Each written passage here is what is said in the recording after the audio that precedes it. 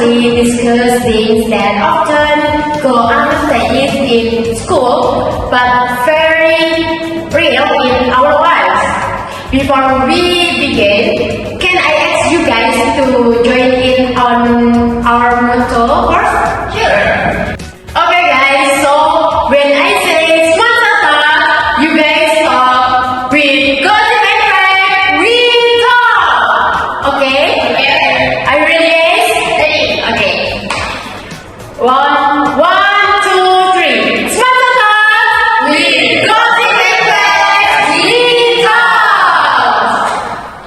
Thank you for coming in here, especially for our kids today, Mr. Andrea and Miss Kharis. Today's topic is a bit different from usual.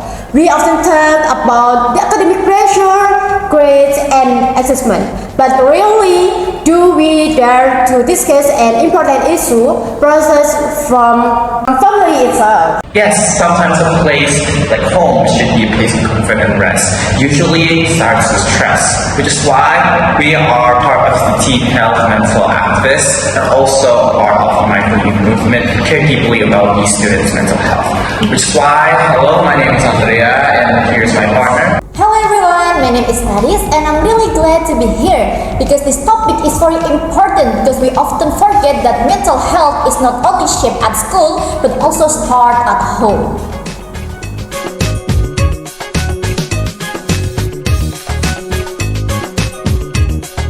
Okay, let's get straight to the point. I will start by asking this to young activists. Kharis, as a young activist, many students say they are stressed not because of school, but because of their parents.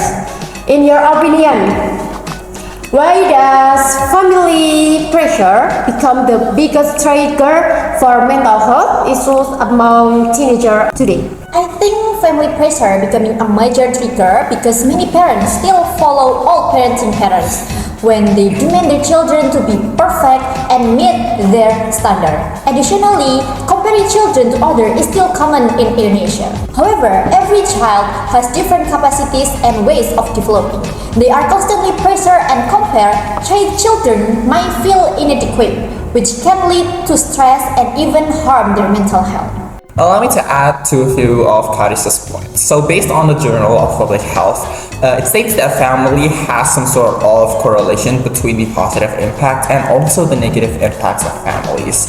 It also associates with negative mental health, which is why it's an indication that interventions at the family level is absolutely substantial and can actually prevent or mitigate mental health conditions over the life course of a child. So as mental health conditions are a big public health issue, it affects at least 1 in 4 individuals, right? Which is why we need family-based interventions in order for us not only help the individuals, but also help the whole family as a whole to strengthen and to also maintain a positive mental health for all of their lives. Which is why it's so especially true nowadays with so many videos that clearly shows that even those children are not comfortable sharing their own truths with their own families, right?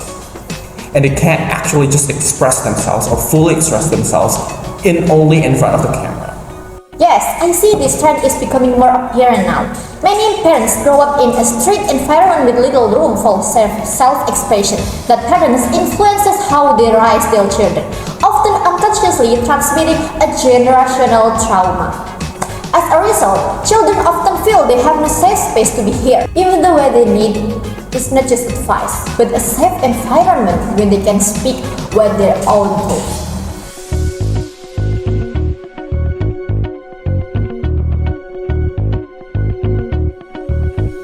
Looking at it, many families still consider mental health topics taboo and laziness.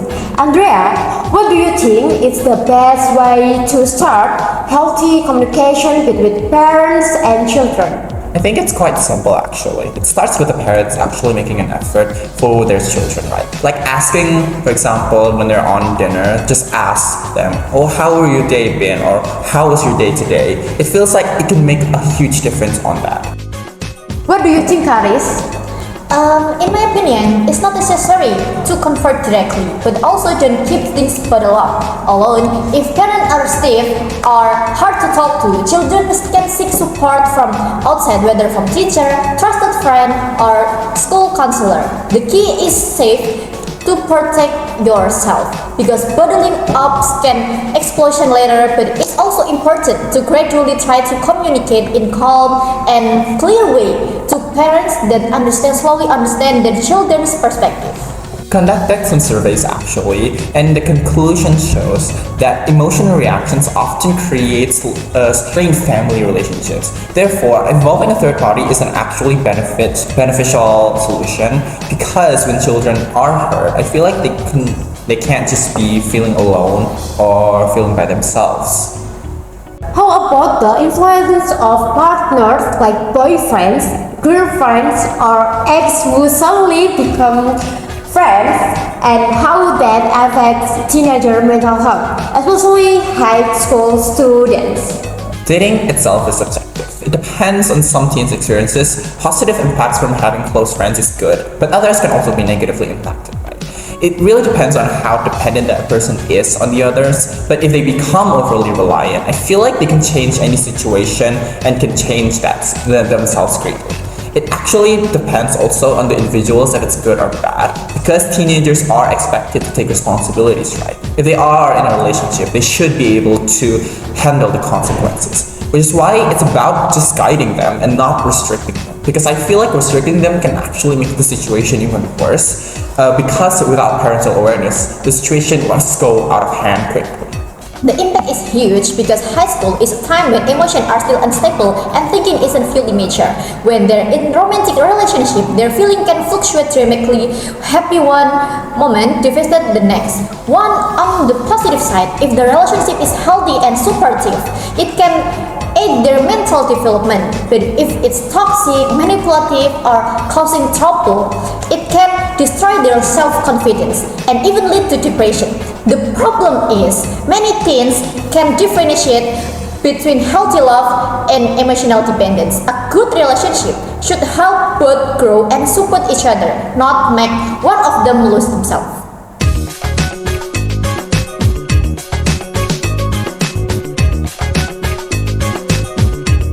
We often hear stories of students losing their motivation because of pressure at home. In your opinion, Kharis, what is the definition of home?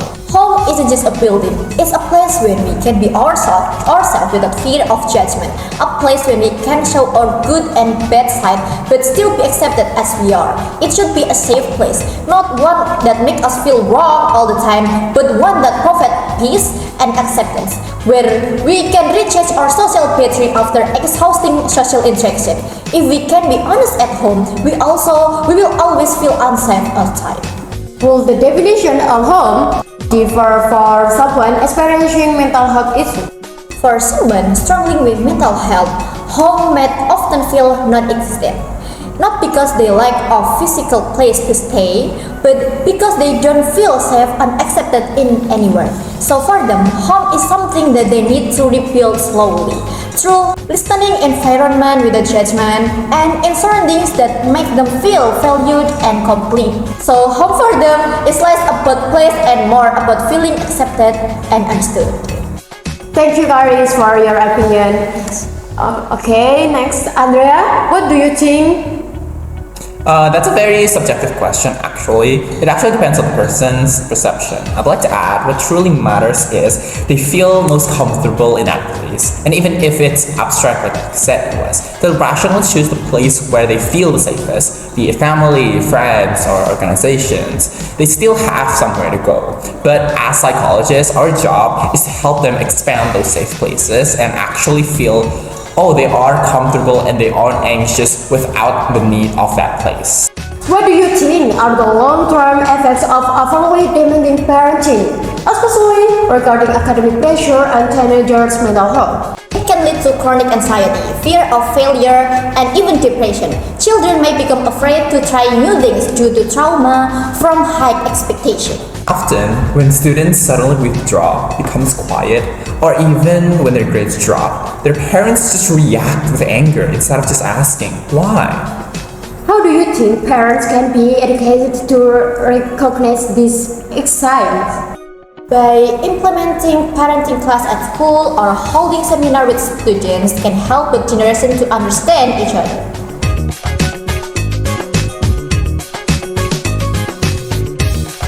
If you could give a direct message to our parents out there, what would you want to say most?